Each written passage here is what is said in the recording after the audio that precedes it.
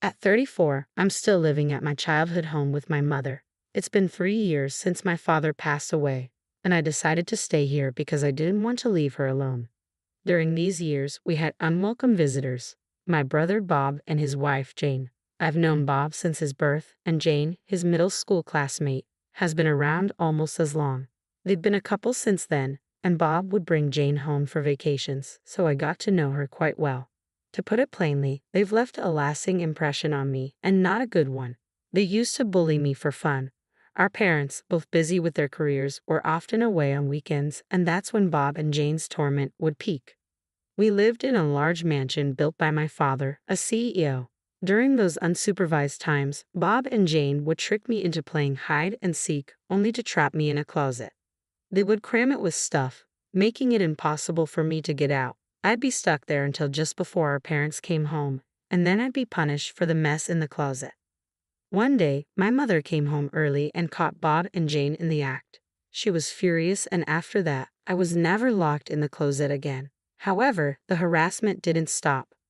I resented my parents for their absence and felt a deep-seated anger towards Bob and Jane. But as I grew older, my resentment also extended to my parents for not stepping in sooner. By middle school, their cruelty escalated. Bob and Jane shredded my school uniform, defaced nearly all my textbooks, and destroyed my cushions and bedding. Their relentless torment was a painful reminder of how little support I had received growing up. Later, I discovered that Bob and Jane, who were high school students at the time, had performed poorly on their final exams and had been scolded by their parents. It seemed that their anger and frustration had fueled their cruel revenge on me. I was left stunned in my devastated room, overwhelmed with questions. Why was I enduring this? Why was no one coming to my aid? I stood there, lost in these thoughts, until my mother came to call me for dinner. When she saw the state of my room, she screamed in horror. My father rushed in as well. Bob, the last to arrive, struggled to contain his laughter, occasionally letting out a chuckle. Confronted by my shocked parents, I cried out, "Mom, Dad, I want to leave this house." Tears streamed down my face as I continued, "No one is helping me. Bob and Jane are always so mean. My toys, my study materials, my clothes, they're all ruined. I don't want to live like this anymore. I hate both of you. You're not helping me." It was the first time I had cried so openly in front of my family. Until that moment, I had silently endured and wept quietly in my struggles. But now, I sobbed loudly like a child. Seeing my distress, my mother hugged me tightly, apologizing for everything that had happened. Even Bob, witnessing the severity of the situation, appeared to understand the gravity and tried to leave. But my father stopped him by grabbing him by the collar. "Do you realize what you've done? This is criminal," my father said, his voice low but filled with intensity. Bob protested, "Oh, come on, it's just an exaggeration. We were only playing around." "Destruction of property is a crime," my father retorted. "You understand you need to make amends, right?" "But Catherine is family," Bob argued weakly. Bob's attempt to downplay his actions with, "I'm a minor. Minors can't be criminals, right?" was met with a deep sigh from my father. "Yes, a minor like you might not be able to pay for the damage," my father said, "but it's up to the parents to address the consequences. If you can't make amends, we will have to. We also bear responsibility for raising you this way. I think it's time for you to go live with your uncle." My uncle, my father's younger brother, was a stern figure who had a reputation for disliking dishonesty. He was feared by the neighborhood kids, almost like a boogeyman. He was kind to well-behaved children, including me, but had no patience for troublemakers like Bob and Jane. Bob, of course, was terrified of the idea. "No way. I don't want to live with Uncle. I promise I won't do this again." My father's voice was resolute. "You've made that promise before. When you and Jane locked Catherine in the closet, chased her around, and threw bugs at her knowing she's afraid of them, each time you promised to change. But you never did." He continued, "We cannot keep someone who hurts our family, even if they are family. Never set foot in this house again." With that, my father grabbed Bob by the scruff of his neck and dragged him out. Later, I learned that my parents had been deeply upset by Bob's behavior. Despite their scolding, Bob still didn't seem to grasp why he was being punished. Bob continued his annoying antics against me, and I began to think he was beyond help. It seemed there were people in the world who couldn't grasp even the basic rules of society, and Bob and Jane were prime examples. Initially, Bob had planned to attend university on our father's dime after finishing high school. But my father told him that someone like Bob would likely end up causing trouble even in university. As a result, Bob ended up working at our uncle's company right after graduation. It became clear that Bob was desperate to escape our uncle's rigid environment. Shortly after high school, he and Jane, who had also just graduated, rented an apartment together. They began their new life with the understanding that neither their parents nor their uncle would help with rent or living expenses. Soon after moving out, Bob asked me to lend him some money. At the time, I had just started high school and wasn't working part-time. The money I had saved up, which Bob had previously stolen when he lived at home, had been fully reimbursed by my parents as I had documented everything meticulously in a notebook. Although I had the money, I had no intention of giving it to him. I told Bob, "Aren't you ashamed to ask your high school-aged sister for money? I'm not even working, so I don't have any extra funds. There's no way I'm giving you any." After that, I informed both my mother and father about Bob's request for money. They were furious and vowed not to provide any further assistance. I felt it was best for Bob and Jane to fend for themselves without relying on others. Since then, I focused on my studies and worked hard to go to college. I dedicated myself to my studies throughout college and, after graduation, joined a company where I continued to grow and learn. My busy life made me completely forget about Bob. That is, until an invitation to his wedding arrived at our house. I saw that Jane, with whom Bob had been living, was the bride. I thought, so they're finally getting married. My parents and I discussed whether we should attend the wedding of a family member. However, just a few days before the wedding, my father collapsed and was rushed to the hospital. He had always been fragile, but this was the first time he had collapsed so severely. Both my mother and I were frantic and immediately called for an ambulance. In the midst of the chaos, I reached out to Bob, only to be met with a dismissive response. "I'm about to get married. Don't call me during this crucial period of my bachelorhood," he said. When I informed him of our father's emergency hospitalization, he shrugged it off, saying, "He just tripped, didn't he? Make sure to come to my wedding." And with that, he hung up. Shortly after, our father passed away. With both the wake and funeral inevitable, my mother and I had to inform Bob that we wouldn't be able to attend his wedding. Despite his insistence that we come, we decided to stay home. We also informed Jane's parents about our father's passing and our inability to attend the wedding. While Jane's parents understood our situation, Bob and Jane criticized us for not coming, calling our absence disrespectful. The messages left on my mother's and my voicemail were so absurd that it made me question who the real rude ones were. Bob and Jane accused us of being disrespectful, claiming that we were trying to ruin their wedding, despite all the effort we had put into it.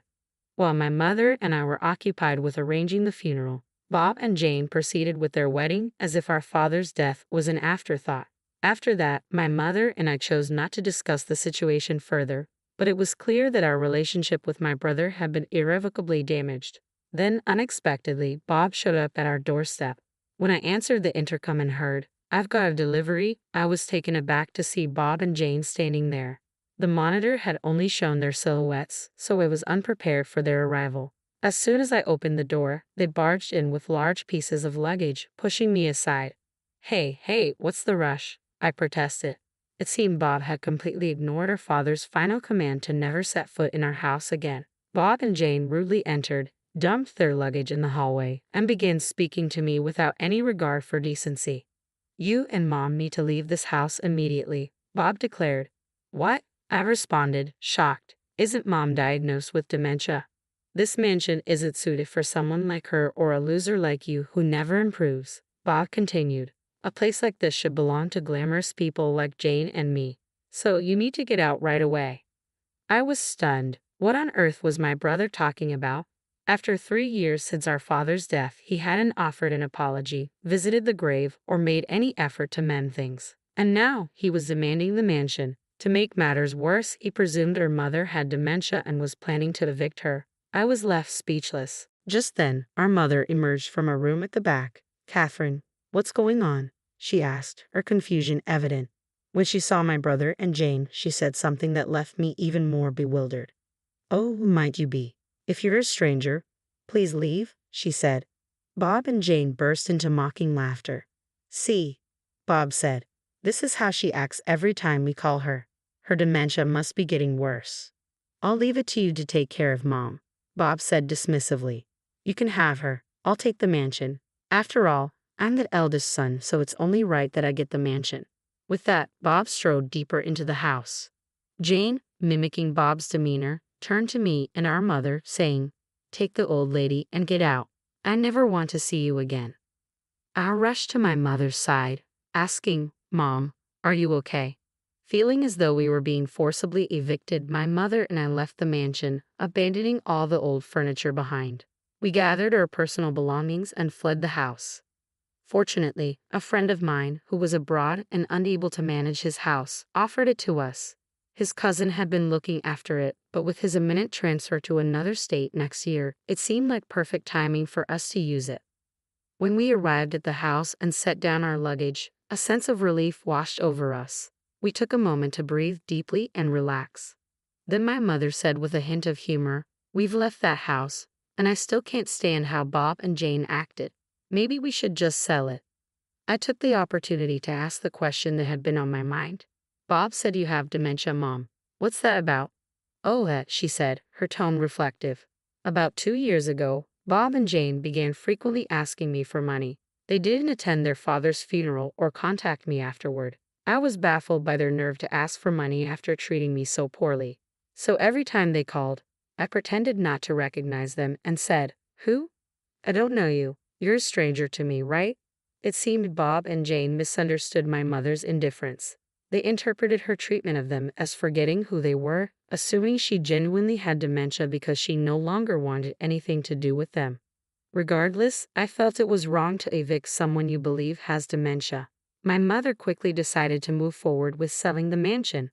We had discussed selling the large mansion ever since our father passed away, and we were left living there alone. At that time, one of the executives from my father's company, where I am currently undergoing training as a successor, had expressed interest in buying the mansion if we decided to sell. So the buyer was essentially confirmed. We just needed to handle the formalities. When I spoke with a real estate acquaintance and explained the situation to the executive, they agreed that if we left Bob and Jane alone, the house could fall into serious disrepair. Something needed to be done quickly. A week later, my smartphone rang incessantly, and my mother's phone was also blowing up. There were numerous calls from Bob to my mother's phone and from Jane to mine. They probably wanted to discuss the same issue, but we found their attempts amusing and chose to ignore them for a while. We enjoyed our tea and chatted, letting an hour pass without noticing. It seemed Bob and Jane had been trying to reach us the entire time. When I finally answered the call, Jane exclaimed, "Finally, why didn't you pick up sooner?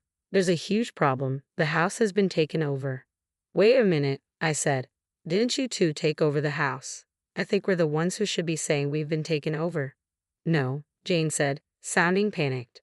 "Bob and I took over the mansion, but now strangers have come and are demanding we leave. They've barged in and are trying to kick us out. Our mansion has been taken over."